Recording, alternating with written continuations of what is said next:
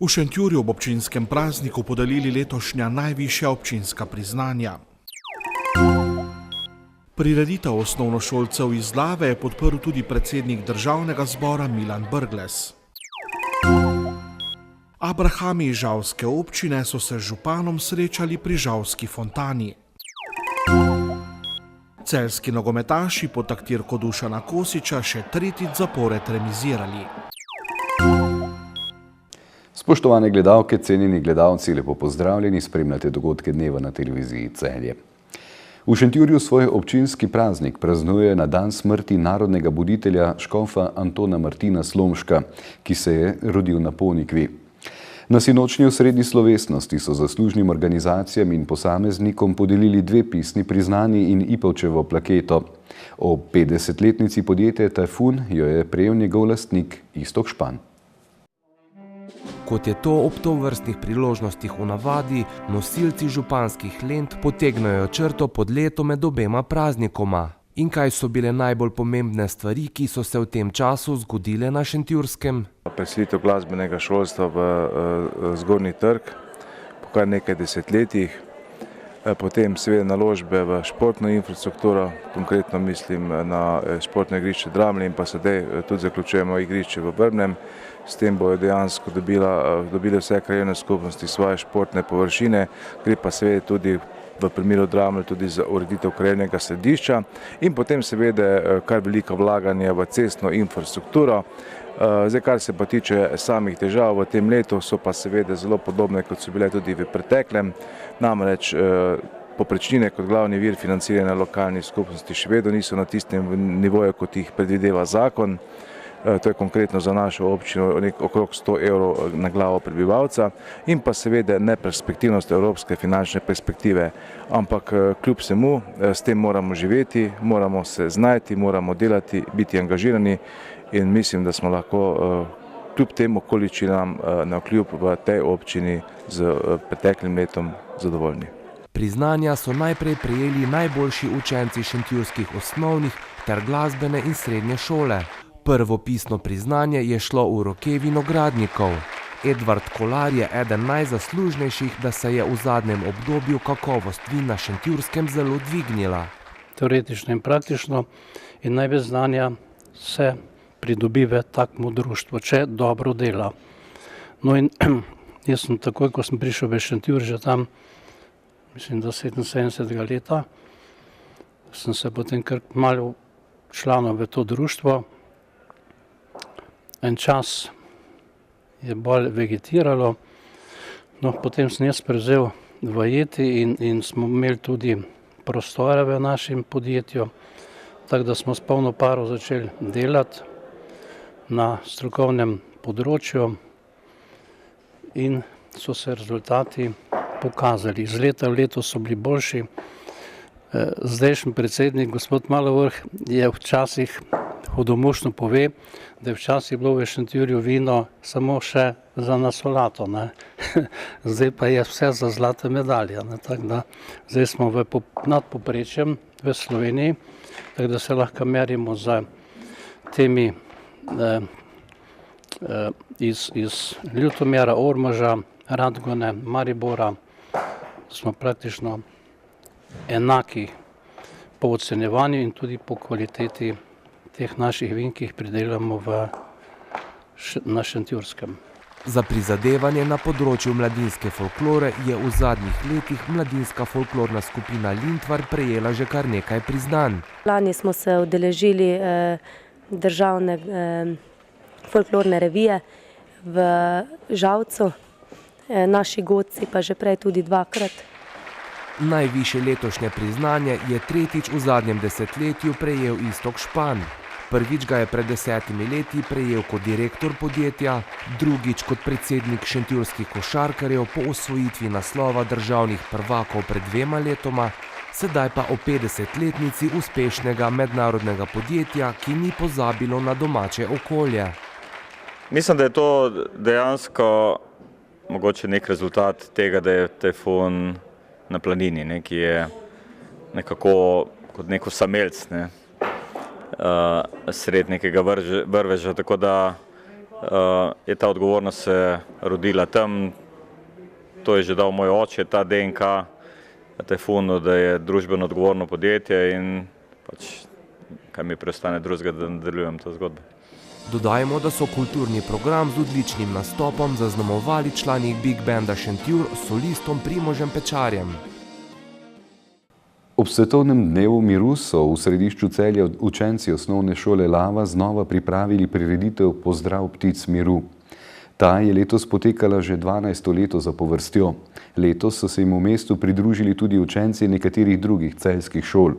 Projekt dobiva mednarodni značaj, letos pa ga je z obiskom podprl tudi predsednik Državnega zbora, dr. Milan Brglez. Da je mir vrednota, da si moramo zanj prizadevati vsi in da ni samoumeven, je glavno sporočilo, ki so ga v Celje že 12. leto zapored prinesle Ptice miru. Projekt, ki so ga zastavili na osnovni šoli Lava, na čelu z idejno vodjo, ravnateljico Marjano Kolenko, postaja vse bolj prepoznaven. Ne samo v slovenskem, ampak tudi v evropskem merilu. Ne samo, da ohranjamo to našo idejo in res srčno prizadevanje, da bi ob svetovnem dnevu miru širili sporočilo miru, to potrebo, temveč tudi širimo v slovenski prostor in letos lahko rečemo, da se nam je pridružilo že preko 60 različnih šol in ustanov po celi Sloveniji, kjer tudi ali včeraj ali danes potekajo aktivnosti, kar pomeni, da nam uspeva res počasi, ampak vztrajno širiti našo idejo med ljudi v vsem slovenskem prostoru, predvsem pa tudi preko meja. Namreč danes imajo številne akcije tudi na Portugalskem, na Nizozemskem, v Nemčiji, namreč to smo tudi partnerji v projektu Erasmus+, in oni so se nam pridružili in tudi danes skupaj z nami, zdaj v tem času svetovnega dneva miru, tudi oni dejansko širijo te ideje in na to postajamo res izjemno ponosni. Vsako leto izmed misli učencev izberejo poslanico miru, ki nosi pomenljivo sporočilo. Tega želijo predati svetu. Letos jo je napisala Anika. Poslanica se imenuje Nihče ni popoln, nihče ni bedak, vsak je le človek in vsak svoj junak, zato ker se moramo spoštovati takšni, kot smo. Posebno pozornost so ob letošnjem dnevu miru namenili strpnosti in izogibanju predsodkov. Tega se je v svojem govoru dotaknil tudi predsednik Državnega zbora Milan Brglez in poudaril, da se nestrpnost pogosto rodi iz nevednosti. Sporočilo je zelo pomembno in ga je treba širiti med mlade. V bistvu je pa nevednost tista, ki v nas ustvarja predsodke, strahove. Če jo odpravljamo, potem je možno živeti v solidarni družbi in mislim, da je tukaj treba začeti, čeprav je odgovornost nas starejših še večja kot odgovornost otrok. Ampak vemo, nihče se s tem ne rodi, vedno je to družben predsodek ali pa predsodek okolja in z njimi je treba upraviti, včasih se vseh niti zavedamo. Ne. Projekt podpira tudi celjska enota Zavoda za šolstvo. Načrti pa so še precejšnji. Zasnova te ideje je pa bila, da praktično damo to pokažemo Evropi. Mogoče se sliši malo samozavestno, ampak res je tako. Ker se mi zdi, da na pragu Evrope smo že, radi bi pa tudi še kam drugam, da poletijo naše ptice miru. Jaz menim, da je to nujno potrebno, glede na to, kaj vse se v svetu dogaja in če bi res mlade bolj uspešno širili to in starejše ljudi opominjali, da si zaslužijo enostavno svobodo in mir in pa da želijo ustvarjati v svobodnem duhu, potem menim, da imamo priložnost, da te ideje tudi uresničimo. Po mestu so potekale delavnice, učenci so delili misli o miru in prijateljstvu, hkrati pa ljudi spodbujali k razmišljanju o strpnosti. Občina Žalec je ena redkih občin v Sloveniji, ki vsako leto pripravi županov sprejem za vse občanke in občane, ki v tekočem letu dopolnijo 50 let. Žalski župan Janko Kos je letos slavljence sprejel ob Žalski fontani. V Žalcu so, kot vsako predzadnjo soboto v mesecu septembru, tudi letos slavili abrahami. Ta čast je letos pripadla vsem rojenim leta 1967 in kot pravi župan, gre za posebna leta. To so ljudje, ki so pravzaprav dali na oltar te lokalne skupnosti ali pa države 25-30 let svojega ustvarjalnega dela in prav tudi pri 50 letih so še najbolj aktivni aktivni v civilni družbi, v raznih društvih, najbolj uporabni tudi in to je poklon njim za to, kar so storili. Eni so še tudi mladi starši pri teh letih, nekateri so že dedki in babice pri teh letih. V vsakem primeru je pa to Abraham en tak čas, ko narediš razmislek o sebi, v dosedanjem delu malo načrte za naprej. Mi od teh ljudi veliko pričakujemo, so pa zelo vitalni, kot gledam, posebej gospe, in jaz jim večkrat rečem, naj vas tudi v teh letih kakšne neumne in rahlo pregrešne misli nikar ne zapustijo, ker če si dobre volje, pozitivno naravnan, potem si tudi pri delu bolj uspešen, manj dovzeten za kakšne bolezni, in to jim jaz želim, veliko pozitivne energije. Gremo naprej, hvala za to, kar ste naredili do zdaj, in hvala za tisto, kar še boste. Ob prijetnem druženju so za slavljence pripravili tudi darilo, vrček za pokušino piv na fontani Zeleno zlato in koncert glasbene zasedbe Artistik.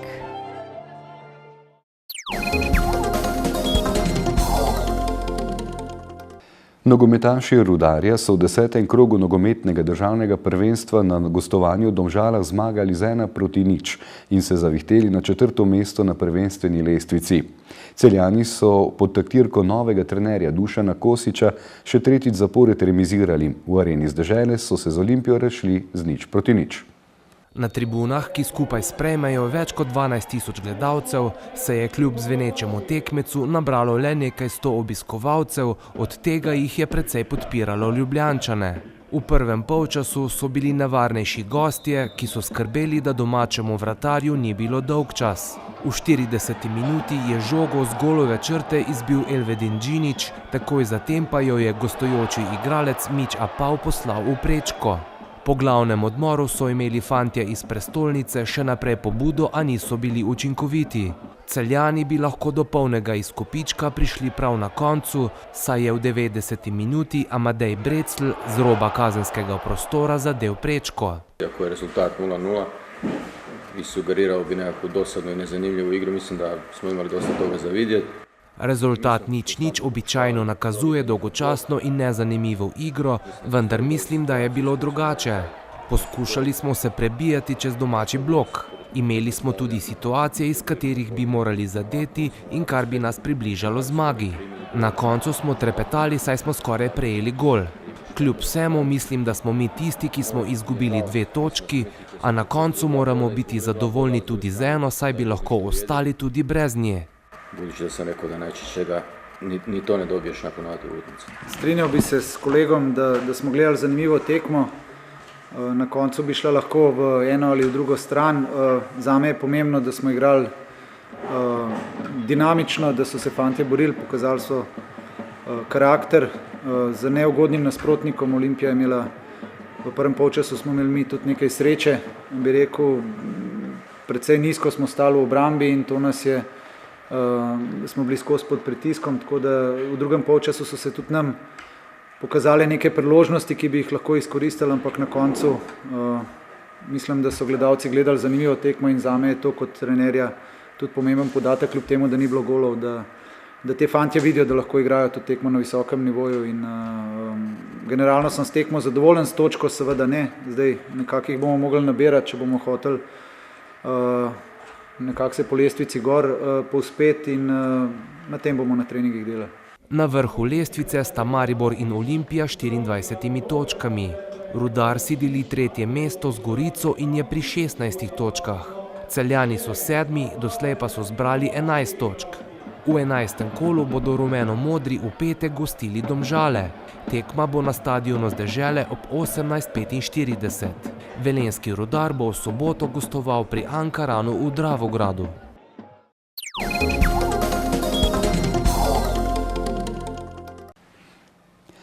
Jutri se bodo občasno pojavljale rahle krevne padavine. Na Primorskem bo pihala šibka burja, tam bo občasno tudi sončno. Najnižje jutranje temperature bodo od 8 do 12, v morju in v Vipavski dolini do 15, najvišje dnevne od 13 do 17, na Primorskem do 22 stopinj Celzija. V sredo bo pretežno oblačno, občasno se bodo pojavljale rahle krevne padavine.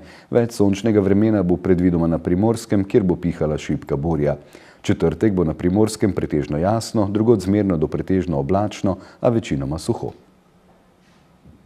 Spremljali ste dogodke dneva na televiziji Celje. Hvala lepa za vašo pozornost. Do prihodnjič pa lep pozdrav in srečno.